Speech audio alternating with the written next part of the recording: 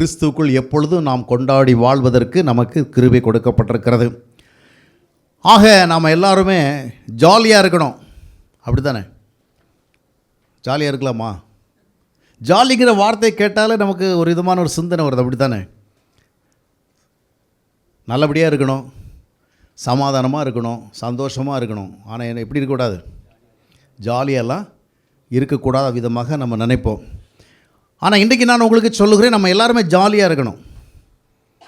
We must be jolly people. அதான் ரொம்ப ஜாலியஸ்ட் பீப்புளாக இருக்கணும். சரியா தவறா? ஜாலியாக இருக்கிறது சரியா தவறா? சரியானதான். ஜாலிங்கிறது என்னது? ஜாலின்னு சொன்னால் நம்ம என்ன சொல்கிறது, ஒரு நல்ல ஒரு அப்பீட்டிங்கோட, நல்ல சந்தோஷத்தோட, ஒரு துடிப்போட, ஒரு நல்ல மலர்ச்சியான அப்பியரன்ஸோடு இருக்கிறது. கருப்பாக இருக்கிறோமோ, வெள்ளையாக இருக்கிறோமோ, ஃபேராக இருக்கிறோமோ, இல்லை டல்லாக இருக்கிறோமோ, அது மேட்ரு கிடையாது. மலர்ச்சியோட அகத்தின் அழகு என்ன செய்யணும்? முகத்தில் தெரியணும். அது அழகாக தெரியணும்னு அர்த்தம். அது அழகுங்கிற அர்த்தத்தில் தெரியணும் அர்த்தம் கிடையாது. மலர்ச்சி என்ன செய்யணும்? தெரியணும். ஆக வாலிப வயதில் பார்த்திங்கன்னா பிள்ளைகளுக்கு ஜாலியாக இருக்கணுங்கிற ஒரு ஆசை அதிகமாக இருக்கும். அப்படி தானே? எதுலேயுமே ஜாலியாக இருக்கணும். உட்காந்தாலும் ஜாலியாக உட்காரணும், நடந்தாலும் ஜாலியாக நடக்கணும், போனாலும் ஜாலியாக போகணும், சாப்பிட்டா ஜாலியாக சாப்பிடணும், ஜாலியாக பார்க்கணும், ஜாலியாக கேட்கணும், ஜாலியாக செய்யணும், ஜாலியாக பழகணும். நிறைய விஷயங்கள் என்ன செய்யணும்? They want to have some jolly. ஆக ஒவ்வொரு வாலிபருடைய இருதயமும் வாலிப வயதுகள் வந்த உடனே ஜாலியாக இருக்கிறதுக்கு தான் அதிகமான ஒரு நாட்டம் கொள்ளுகிறது. ஆனால் பைபிள் என்ன சொல்லுது? ஹோலியாக இரு. மனம் என்ன சொல்லுது? ஜாலியாக இரு. போதனை என்ன சொல்லுது? ஹோலியாக இரு. மனம் என்ன சொல்லுது? ஜாலியாக இரு. ஜாலியாக இருக்கிறது ஒன்றும் தப்பு கிடையாது. சின்னவங்க பெரியவங்க எல்லாருமே எப்படி தான் இருக்கணும். ஜாலிங்கிறது ஒரு தப்பான வார்த்தை கிடையாது. ஜாய்ஃபுல்லாக இருக்கிறது. அப்படி தானே? நம்ம வி ஆர் ஹாப்பி. சொல்லப்போனால் அது ஹாப்பின்னு சொன்னால் சும்மா ஒரு இன்டர்னல் ஹாப்பினஸ் மட்டும் கிடையாது. அதை we are expressing, we are reflecting. நம்ம சந்தோஷமாக இருக்கிறோங்கிறது மற்றவங்களுக்கு என்ன செய்கிறது? தெரிகிறது. எனவே வாலிப வயசில் ஜாலியாக இருக்கிறது தப்பு கிடையாது. ஜாலியாகத்தான் இருக்கணும். பிரசங்கி 11ஆம் அத்தியாயத்தினுடைய 9ஆம் வசனத்தை வாஸ்து பார்க்கும்பொழுது சாலமோன் ராஜா அவர் ஒரு பெரிய ஜாலி பர்சனாலிட்டி இல்லையா? ரொம்ப ஜாலியாக இருந்தவர். சரியான ஜாலி பேர் வழி அப்படிம்பாங்க இல்லையா? அவர் என்ன சொல்லியிருக்காருன்னா, வாசிக்கலாம். பிரசங்கி 11:9. வாலிபனே இளமையிலே சந்தோஷப்படு. உன் இளமையில எப்படி இரு? ஜாலியாக இரு. உன் இளமையிலே நீ சந்தோஷப்படு. அப்புறமே கொஞ்சம் எக்ஸ்ட்ரா சேர்க்கிறாரு. சரி. வாலிப நாட்களிலே உன் இருதயம் உன்னை பூரிப்பாக்கட்டும். வாலிப நாளிலே உன்னுடைய இருதயம் உன்னை பூரிப்பாக்கட்டும். துக்கத்தோடு இருக்காத, அழுத்தத்தோடு இருக்காத, சோர்வோடு இருக்காத, சஞ்சலத்தோடு இருக்காத. ஜாலியாரு, கலகலப்பாரு, குதூகலமாறு, சந்தோஷமாறு. தொடர்ந்து உன் நெஞ்சின் வழிகளிலும் உன் கண்ணின் காட்சிகளிலும் நட. ஆனாலும் இவை எல்லாவற்று நிமித்தமும் தேவன் உன்னை நியாயத்திலே கொண்டு வந்து நிறுத்துவார் என்று அறி. ஏன்னா ரொம்ப மகிழ்ச்சியாக இருக்கணும், சந்தோஷமாக இருக்கணும், எதுலேயும் ஜாலியாக இருக்கணும் அப்படிங்கிற மாதிரி நம்ம ஆசையில் போகும் பொழுது கண்ணின் வழிகளில் என்ன செய்வோம்? போவோம். நெஞ்சின் வழிகளில் போவோம், கண்ணின் காட்சிகளில் போவோம். ஆனால் இது எல்லாவற்றிலும் உன்னால் ஆண்டவர் என்ன பண்ணுவாராம்? நியாயத்தில் கொண்டு வருவார். உன்னை ஜாலியாக இராத, சந்தோஷமாக இராத, மகிழ்ச்சியாக இராத, குதூகலமாக இராத அப்படின்னு ஆண்டவர் சொல்லவே இல்லை. மனுஷன் சந்தோஷமாக, வேதமே என்ன சொல்கிறது? ஜாலியாக இருங்கள், எப்பொழுதும் சந்தோஷமாக இருங்கள். ஜாலியாக இருங்கள். அதான் சந்தோஷமாக இருங்கள். அதுதான், வேற ஒன்றும் கிடையாது. ஜாலிக்கு தான் கெட்ட அர்த்தம் இருக்கிறதான்னு எனக்கு தெரியலை. இருக்கிறதா? ஜாலி என்பதற்கு ஒரு கெட்ட அர்த்தம் இருக்குதா? இல்லை. அது தப்பிதமாக உபயோகப்பட்டு வருகிற காரணத்தினால நிறைய பேருக்கு என்ன ஆகிடுது? இப்போ பார்த்திங்கன்னா உல்லாசங்கிற ஒரு வார்த்தை வரும் அடிக்கடி பேப்பரில். உல்லாசங்கிறது கெட்ட வார்த்தையா? கெட்ட வார்த்தைன்னா நம்ம உல்லாச பிரயாணம் போகிறோம். உல்லாசமாக இருந்தாலும் அப்படி பேப்பரில் வரும். அது பார்க்குறவங்களுக்கு வித்தியாசமாக தெரியும். ஆனால் நம்ம உல்லாச பிரயாணம் போகிறோம். அப்போ உல்லாசங்கிறது கெட்ட வார்த்தை கிடையாது. ஆனால் உல்லாசங்கிறது தவறான வழிகளில் வருகிற பொழுது அது ஏதோ மாறுகிறது, கெட்டதாக மாறுகிறது. It becomes evil. அதனால் அது என்னவாக மாறுகிறது? ஒரு கெட்ட வார்த்தையாக மாறுகிறது. எனவே ஜாலியாக இருக்கிறதுங்கிறதும் சொல்லுவாங்க, அவருக்கு நான் எப்போ பார்த்தாலும் ஜாலியாக இருக்கணும். தப்பு கிடையாதுங்க. நீங்கள் ஜாலி தான் என்ன செய்யணும்? இருக்கணும். நாமும் ஜாலியாக தான் இருக்கணும். ஆனால் இதில் இருக்க பிரச்சனை என்னவென்றால், ஜாலியாக இருக்கணும், சந்தோஷமாக இருக்க வேண்டும் என்பது நம்முடைய வாழ்க்கையில் மிக முக்கியமான இடத்துல வருகின்ற பொழுது என்ன நடைபெறுகிறது சொன்னால், இந்த சந்தோஷமாக இருக்கணுங்கிறதுக்காக நிறைய விஷயங்களோட we have to compromise. நல்லதா கெட்டதா, சரியா தவறா, நீதியானது நேர்மையான அதெல்லாம் பார்க்காதபடிக்கு all that I need is jolly. எனக்கு என்ன வேணும்? I want to be happy. நான் ரொம்ப ஜாயஸாக இருக்க விரும்புகிறேன், ரொம்ப சேர்ஃபுல்லாக இருக்க விரும்புகிறேன், சேர்ஃபுல். அதனால் நிறைய விஷயங்களோட என்ன செய்ய வேண்டியது, நம்ம காம்ப்ரமைஸ் பண்ண வேண்டியிருக்குது. அருமையானவர்களே, நம்ம எல்லாருமே not only youth, not only young people, we all have to be happy. நம்ம எல்லாருமே எப்படி இருக்கணும்? சேர்ஃபுல்லாக தான் இருக்கணும். அதே நேரத்தில் வாழ்க்கையில் சந்தோஷமாக அந்த ஜாலியாக இருக்க வேண்டும் என்பதே குறிக்கோளாக மாறுகிற பொழுது நிறைய காரியங்களுடைய சரி தவறு தன்மைகளை பார்க்க முடிய நிலைமை ஏற்படும். எனவே ஜாலியாக இருக்க விரும்புகிற பொழுது முதலாவது தவறு கிடையாது, இது நிச்சயம் நம்ம வாழ்க்கையில் வேணும். ஆனால் வேதம் என்ன சொல்வது? ஹோலியாக இரு, அப்படின்னா பரிசுத்தமாக இரு. அப்படின்னு நான் என்ன அர்த்தம்னு சொன்னால், நீ போய் யாராக இருக்கணும்? சாமியாராக இருக்கணும், இல்லை ஒரு ப்ரீஸ்டாக இருக்கணும், ஒரு மாங்க், இல்லைன்னா ஒரு சேஜ், இல்லைன்னா ஒரு சாது சன்னியாசி, அப்படி கிடையாது. பரிசுத்தமாக இருன்னு சொன்னால் நீ எவ்வளவு சந்தோஷப்பட்டுக்கோ, எவ்வளவு ஜாலியாகவும் இருந்துக்கோ, ஆனால் சரியாக இரு. பி ரைட், சரியாக இரு. அப்போது இந்த சரியான வழிகளில் உன்னை சந்தோஷமாக்கி கொள்ளணும் தான் வேதம் சொல்லுகிறது. பாருங்கள், சாப்பாடு எப்போவுமே எப்படி இருக்கணும்? டேஸ்ட்டாக இருக்கணும். நல்ல விதமான டேஸ்ட்டாக இருந்தால் நம்ம சாப்பாடை என்ன பண்ணுவோம்? என்ஜாய் பண்ணி சாப்பிடுவோம், அனுபவித்து சாப்பிடுவோம். இல்லைன்னா என்ன பண்ணுவோம்? கடமைக்கு சாப்பிடணும். சாப்பாடு எப்படி தான் இருக்கணும்? It must be tasty. இருக்கணுமா இருக்க வேண்டாமா? இருக்கணுங்க. டேஸ்ட்டாக தான் நீங்கள் செய்யணும். டேஸ்ட்டாக செய்ய தெரியல, செய்ய பழகணும். இவ்வளோதான் என்னால் செய்ய முடியும், நீ தின்ன பழகுன்னு சொல்லக்கூடாது. டேஸ்ட் இல்லாமலே சாப்பிட பழகிக்கோ, அப்படி நிறைய பேர் பழகிட்டோம். இல்லை, சாப்பாடுனா டேஸ்ட்டாக செய்யணுங்க. செய்ய தெரியல, பக்கத்து வீட்டில் கேட்கணும். இல்லைன்னா தெரிஞ்சவங்கள்ட்ட என்ன செய்யணும்? நம்ம ஏதாவது ஒரு வீட்டுக்கு போகிறோம், என்ன அழகா, என்ன மீன் குழம்பு, என்ன டேஸ்ட்டு சொல்லணும். உடனே என்ன செய்யணும்? அந்த இதெல்லாம் என்ன செய்யணும்? கொஞ்சம் டீட்டெயில்ஸை கேட்டுக்கணும். எதை முன்னாடி போடணும், எதை பின்னாடி போடணும். நம்ம எல்லாம் போடுவோம். பின்னாடி போட வேண்டியதை முன்னாடி போடுறோம், முன்னாடி போடுறதை பின்னாடி போடுறோம். கொஞ்சோண்டு போட வேண்டியது நிறைய போடுவோம், நிறைய போடுறத எல்லாம் போட்டு எல்லாத்தையும் கெடுத்துருவோம். அதனால் டேஸ்ட்டாக இருந்தால் நம்ம என்ன பண்ணுவோம்? அதை என்ஜாய் பண்ணிவிட்டு, அக்கா ரொம்ப நன்மையாக மீன் குழம்பு செய்வாங்க, இவங்க இருக்கிறவங்கள சூப்பராக கறி குழம்பு செய்வாங்க, இப்படியே சொல்லி அங்கே போகிறவங்கள மட்டும் நல்லா சாப்பிட்றதில்ல. நம்ம வீட்டில் அதை என்ன செய்யணும்? அந்த டேஸ்ட்டை கொண்டு வரணும். எப்போ கொண்டு வர போகிறீங்களோ? சரி, நம்ம பாவங்கிட்டு வருவோம். சாப்பாடுன்னு எப்படி இருக்கணும்? டேஸ்ட்டாக தான் இருக்கணும். ஆனால் டேஸ்ட்டு தான் சாப்பாடுனுடைய முதல் நோக்கமாக இருந்தால் உடம்பு சீர்கெட்டு போகும். ஏன்னா உலகத்தில் நிறைய உணவுகளுக்குள் இருக்கிற டேஸ்ட்டுக்கு பின்னால் என்ன இருக்குது? ஒரு செயற்கைத்தன்மை இருக்கிறது. அதாவது டேஸ்ட்டாக தான் இருந்தாகணும் அப்படின்னு சொன்னால் அந்த டேஸ்ட்டை ரீச் பண்ணுறதுக்கு உலகத்தில் நிறைய குக்கிங் மீடியாஸ் இருக்குல்ல, நிறைய வழிகள் இருக்கிறது. அவன் என்ன பண்ணுறாங்க?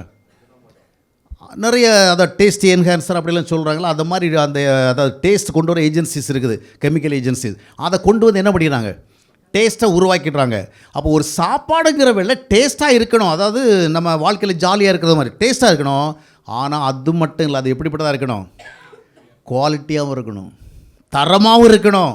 அதை சாப்பிட்டு உடம்பு கெட்டு போயிடக்கூடாது. டேஸ்ட் இப்போ இருக்க கொஞ்ச நேரத்துக்கு பிறகு நம்ம அதை ஃபீல் பண்ண முடியாது. ஆனால் சாப்பிட்ட சாப்பாடுடைய தன்மை தொடர்ந்து என்ன செய்யும்? நம்ம எவ்வளோ தான் டேஸ்ட்ஃபுல்லாக ரொம்ப டெலிஷியஸாக ஃபீல் பண்ணாலும் கொஞ்சம் தான் ஃபீல் பண்ண முடியும். ஆனால் நம்ம சாப்பிட்ட சாப்பாடுடைய தரம் தொடர்ந்து என்ன செய்யும்?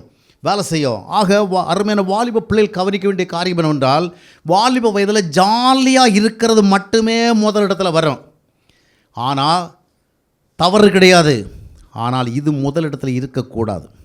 அது இல்லாமலே போயிடக்கூடாது. அது எங்கே இருக்கணும்? இரண்டாவது இடத்துல இருக்கணும். நிச்சயமாக என்ன செய்யணும்? இருக்கணும். ஆனால் அது எங்கே இருக்கணும்? இரண்டாவது. உலகத்தில் அநேகர் தன்னுடைய வாழ்க்கையை அழித்துக்கொள்ளுடைய காரணம் என்னவென்றால், ஜாலியாக இருப்பதை வாழ்க்கையினுடைய முதலிடத்தில் வைக்கிறாங்க. சரியாக இருக்கிறத நிறைய பேர் வைக்கிறதே இல்லை. சரியோ தவறோ, நல்லதோ கெட்டதோ, சரியான வழியில் வருதோ தவறான வழியில் வருதோ, நான் எப்படி இருக்க வேண்டும்? ஜாலியாக இருக்கணும், ஜாலியாக பார்க்கணும், ஜாலியாக கேட்கணும், ஜாலியாக பழகணும், ஜாலியாக நடக்கணும், ஜாலியாக உடுக்கணும். எல்லா விதத்திலும் நான் என்ன எதிர்பார்க்குறேன்? ஜாலி. அப்போ உணவு சுவையாக இருப்பதை குறிவைத்து வாழுகிற ஒரு மனிதன் அதனுடைய தரத்தை கவனிக்க மாட்டான். அதனால தான் இன்றைக்கி நிறைய பேர் வீட்டு சாப்பாடு பிடிக்காது, எந்த சாப்பாடு பிடிக்கும்? ஹோட்டல் சாப்பாடு பிடிக்கும். காரணம் என்ன? ஹோட்டல்காரன் என்ன பண்ணுறான்னா உங்கள் ஹெல்த் மேலே அவனுக்கு என்ன கிடையாது, அக்கறை கிடையாது. அவனுடைய பிஸ்னஸ் தான் அவனுக்கு அக்கறை. அதனால் என்ன பண்ணுவான்னு சொன்னால் வரவங்களுக்கு நல்ல வாய்க்கு ருசியாக என்ன செய்வான், செஞ்சு போடுவான். அந்த வாய்க்கு ருசி அவன் எப்படி வரவழைச்சாங்கிறது எல்லாரும் அப்படி பண்ணுறான்னு அர்த்தம் கிடையாது. எல்லா ஹோட்டலையும் அந்த மாதிரி தான் தப்பாக தான் அப்படின்னு சொல்ல வரல. ஆனால் நிறைய இடங்களில் என்ன நடக்கிறது, சுவையே குறியாக இருக்கும் பொழுது அந்த சுவையை கொடுக்கறதுக்கு நிறைய விதமான தகாத விதமான காரியங்கள் என்ன செய்கிறது, உள்ளே நுழைகிறது. அப்போது உணவு என்று வருகிற பொழுது சுவையும் வேணும், என்ன தரமும் வேணும். தரத்துக்கு முக்கியத்துவம் கொடுக்கவில்லை என்றால் வாழ்க்கையிலே ஒரு நாள் அதனுடைய வீழ்ச்சியை நாம் என்ன செய்வோம். இந்த உலகம் என்ன செய்கிறது, எது எப்படியோ நான் என்ன செய்யணும், ஜாலியாக இருக்கணும். இன்னைக்கு பாருங்கள், நேற்றுக்கெல்லாம் நம்ம ரோட்டில் நடக்கவே முடியல பாண்டிச்சேரியில். 20 வருஷத்துக்கு முன்னாடி உள்ள பாண்டிச்சேரி எனக்கு தெரியும், 30 வருஷத்துக்கு முன்னாடி உள்ள பாண்டிச்சேரி எனக்கு தெரியும், 35 வருஷத்துக்கு முன்னாடி உள்ள பாண்டிச்சேரி தெரியும். ஆனால் இப்போ நான் ஒரு பாண்டிச்சேரியை பார்க்குறேனே, இது பாண்டிச்சேரியில் வெறும் சேரி, வெறும் சகதி, ஊறுபட்ட சகதியெல்லாம் வந்து கொட்டுது, ரோடை கிராஸ் பண்ண முடியலை. அந்த காலத்தில் பார்த்திங்கன்னா தப்பாக நினச்சிக்கக்கூடாது, சில விஷயங்களை வந்து வேறு வழி கிடையாது. இனி உள்ள காலத்துல எல்லாம் ரொம்ப இலைமுறை காய்முறை சொன்னால் ஒருத்தருக்கும் புரியாது. இலைமுறை காய்முறையாக சொன்னால் புரியாது. நிறைய விஷயங்களுக்கு இப்போ நம்ம ஓப்பனாக சொல்லி தான் ஆகணும். ஒரு காலத்தில் பார்த்திங்கன்னா மனிதனுக்கு 3 விதமான உடைகள் தேவைப்பட்டது. ஒன்று உள்ளாடைகள் என்று சொல்லுவார்கள், இன்னொன்று மேலாடைகள் சொல்லுவார்கள், வெளியாடைன்னு சொல்லுவாங்க, இன்னொன்று மேலாடை. ஆம்பளைங்க கூட என்ன பண்ணுவாங்க, எல்லாம் அணிந்து விட்டு மேலே என்ன பண்ணுவாங்க, ஒரு அங்கவஸ்திரங்கிற மாதிரி அணிவாங்க. ஆண்களுக்கும் பெண்களுக்கும் அது முறை. இன்றைக்கி நிறைய பேருக்கு அடுத்தவரை 2வது 3வது ஆடை இல்லை. சாலைகளிலும் அதை பார்க்குறோம், சமுதாய சூழலில் பார்க்குறோம். ஏன்னா ஒத்த உடை அணிஞ்சிட்டு அப்படியே வெளியே வந்துட்டாங்களே, என்ன ஆச்சுது, அந்த அளவுக்கு என்ன ஆயிட்டுது, இதற்கு மேல் எனக்கு ஆடையே தேவையில்லை அப்படிங்கிற மாதிரி என்ன ஆயிடுச்சு. வெளியுடையும் இல்லை, மேலாடையும் இல்லை. அந்த ஷாலு இது என்னன்னு சொல்கிறாங்களே, இப்போ என்ன துப்பட்டா அப்படின்னு சொல்லிட்டு அவன் என்னமோ வந்து இன்னும் உலகத்தில் வந்து நாகரிகம் தெரியாமல் என்ன பண்ணிகிட்டு இருக்கானுங்க. இந்த ஷால்டு ஒன்று தயாரித்து கொடுத்துட்ருக்கலாம், அது என்னத்துக்கு பண்ணுறான்னு எனக்கே தெரில. ஆக இன்றைக்கி ஏன்னா ஜாலியாக இருக்கணும், என்னை பார்த்தவனுக்கு ஜாலி வரணும், நான் எவ்விதமாக பார்க்கப்படுகிறேங்கிறது எண்ணுறதில் எனக்கு என்ன வரணும், ஜாலி வரணும். ஆக என்ன நடக்கிறதுனா என்னுடைய ஒழுக்கம் எனக்கு முக்கியத்துவம் கிடையாது, டீசன்சி எனக்கு முக்கியத்துவம் கிடையாது, என்னை வந்து சரியாக பார்க்கணும், நல்லா பார்க்கணும், நேர்மையாக பார்க்கணும், அதெல்லாம் எனக்கு முக்கியத்துவம் கிடையாது. என்னை எப்படியா நீ பாரு, ஜாலியாக நானும் ஜாலியாக இருக்கணும். என்ன நீ பார்க்கும் பொழுது எனக்கு ஜாலி, நான் பார்க்கப்படுகிறது உனக்கு ஜாலி. ஆக ஜாலி என்பது முதலிடத்தில் வந்து அப்படின்னா தரம் எல்லாமே போயிடுச்சு, ஒழுக்கங்களுக்கு எல்லாமே போயிடுச்சு, எதுவுமே கிடையாது. ஆனால் இது வாழ்க்கையை ஒரு நாள் என்ன செய்யும், நிச்சயமாக அழிக்கும். வாலிப வயதுகளை நீ கடந்து வருகின்ற பொழுது, இன்றைக்கு ஜாலியை முதலிடத்தில் வைக்கிற பொழுது அதனுடைய விளைவு என்ன செய்யும், உன்னை தொடும். இந்த ஜாலி உணவுகளை கொஞ்ச நாளைக்கு பிறகு என்ன செய்யும், ஃபேட் ஆகும். ஆனால் அதற்கு பிறகு ரியாலிட்டி தான் என்ன செய்யும், செயல்படும். எனவே ஜாலியாக சந்தோஷமாக இரு, ஆனால் எப்பொழுதும் எனக்கு சந்தோஷம், இருந்தாலும் எழுந்தாலும் சந்தோஷம், போனாலும் வந்தாலும் சந்தோஷம், தூங்க போனாலும் சந்தோஷம், தூங்கினாலும் சந்தோஷம், எழுந்தாலும் சந்தோஷம், அதுவே உன்னுடைய குறியாக இருக்கும்னா, சாப்பிட்டாலும் சந்தோஷம், எல்லாத்துக்கும் சந்தோஷம்னு சொன்னால் உன்னுடைய வாழ்க்கையை ஒரு நாள் செய்யும், it will be surely spoilt. அதனால தான் நிறைய பிள்ளைகள் ஜாலியாக வாழ்ந்து திருமண வாழ்க்கைக்குள்ளே போயிட்டு என்ன பண்ண முடியலை, ஒரு 5-10 நாள் கூட வாழ முடியாத நிறைய பிள்ளைகள் இருக்கிறாங்க, 5-10 மாதம் கூட வாழ முடியாது போயிடுறாங்க. காரணம் என்ன, வாழ்க்கைக்கு உள்ளே போகிறவள வெறும் ஜாலி எதிர்பார்ப்பில்லை, இவங்க ஜாலி எதிர்பார்த்து போகிறாங்க. அவ்வளோ என்ன சந்தோஷப்படுத்தணும், என்னுடைய கண்களுக்கு நீ சந்தோஷத்தை கொடுக்கணும், என்னுடைய காதுகளுக்கு சந்தோஷத்தை கொடுக்கணும், என்னுடைய உடலுக்கு சந்தோஷத்தை கொடுக்கணும், என்னுடைய சூழலுக்கு சந்தோஷத்தை கொடுக்கணும், எல்லா எக்ஸ்பெக்டேஷனோட போகிறாங்க. ஒழுக்கம் இல்லை, வாழ்க்கை முறை இல்லை, சரியான செயல்பாடு இல்லை, சுபாவங்கள் இல்லை.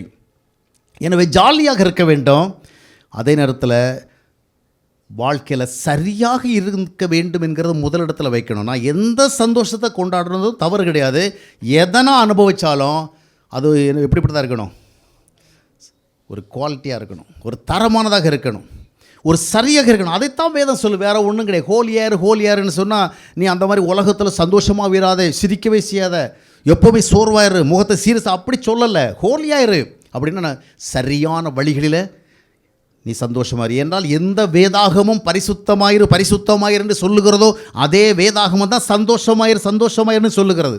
சரிதானே? எந்த வேதாக உலகம் அப்படி இல்லை. நீ எப்படி வேணாலும் இரு, ஜாலியாயிரு, அவ்வளோதான். எதுலையுமே ஜாலியாயிரு. எனவே எல்லாவற்றிலும் எதிலும் ஜாலியாக இருப்பதை முதலிடத்தில் வைத்து நீங்கள் தேடுகிற பொழுது அது ஒரு நாள் உங்களுடைய வாழ்க்கையில் என்ன செய்யும்? அழிக்கும். ஜாலியை பற்றி பார்க்கும்பொழுது 3 முக்கியமான விளைவு இருக்குது. நீ சந்தோஷமாக தவறு கிடையாது. வாலிப வயதில் நீ என்ன செய்ய வேண்டும்? நிச்சயமாக சந்தோஷமாக இருக்கணும். சந்தோஷமாக இருக்கிற மனிதன் தான் சரியாகவும் இருக்க முடியும், அது வேறு இருக்குது. ஆனால் சரியான வழிகளில் தன்னை சந்தோஷப்படுத்துகிறவன் தான் எப்படி இருப்பான்? சரியாக இருப்பான். முதலாவது, உன்னுடைய சந்தோஷம் மற்றவர்களுக்கு சஞ்சலமாக மாறிவிடக்கூடாது. உன்னுடைய பெற்றோருக்கு உன்னுடைய சந்தோஷம் சஞ்சலமாக மாறிவிடக்கூடாது. நீ உன்னுடைய வாலிப வயதில் உன்னை சந்தோஷப்படுத்த எடுத்துக்கொள்கிற முயற்சிகள் சரியற்றதாக இருக்கும் என்றால், முதலாவது நீ யாரை பாதிக்கிறான்னா உன்னுடைய பெற்றோரை, உன்னுடைய குடும்பத்தினரை, அப்புறம் மற்ற சமுதாயத்தினரை. உன்னுடைய ஜாலியான வாழ்க்கை மற்றவர்களுக்கு சஞ்சலமான வாழ்க்கையாக மாறக்கூடாது. இரண்டாவதாக, நீ நல்லா சந்தோஷமாக இரு, ஜாலியாக இரு, ஒன்றும் தப்பு கிடையாது. எப்போ முகமலர்ச்சியாக இரு, சியர்ஃபுல்லாக இரு, பி ஹாப்பி ஆல்வேஸ். ஆனால் உன்னுடைய சந்தோஷம் மற்றவர்களுக்கு ஒரு முன்மாதிரியாக இருக்கணும். இந்த சந்தோஷம் நீ இருக்கிறது மாதிரி, நீ அனுபவிக்கிறது மாதிரி சந்தோஷத்தை மற்றவங்களும் அனுபவிக்க போகிற, அது சரியாக இருக்கணும். சமுதாயத்தில் பார்த்தீங்கன்னா அப்பங்காரன் என்ன பண்ணுவான்னா, டேய் போய் ஒரு பாட்டில் வாங்கிட்டு வாடா டாஸ்மாகில், நீ வரவில்லை என்ன பண்ணு, ஒரு ஜூஸ் வாங்கிக்க, ஒரு ரசனா குடிச்சிட்டு வா. ஆமாம், அவருக்கு பாட்டிலு, இவருக்கு ரசனா. ஒரு பாக்கெட் சிகரெட் வாங்கிட்டு வாடா, நீ வேணா என்ன செய்ய, ஒரு சாக்லேட் வாங்கிக்க. இந்த மாதிரி சொல்லுவாங்க. அதாவது அவர்கள் என்ன செய்வாங்களா, ஒரு குறிப்பிட்ட விதமாக தங்களை மகிழ்ச்சி, நீ ரசனாவை குடிச்சது மகிழ்ச்சியாக, நான் என்ன செய்கிறேன், பாட்டில் போட்டு மகிழ்ச்சியாகிறேன். நான் சிகரெட்டு பிடித்து என்ன செய்கிறேன், டைம் பாஸ் பண்ணுறேன், நீ சாக்லேட் வாங்கி என்ன செய்யும்.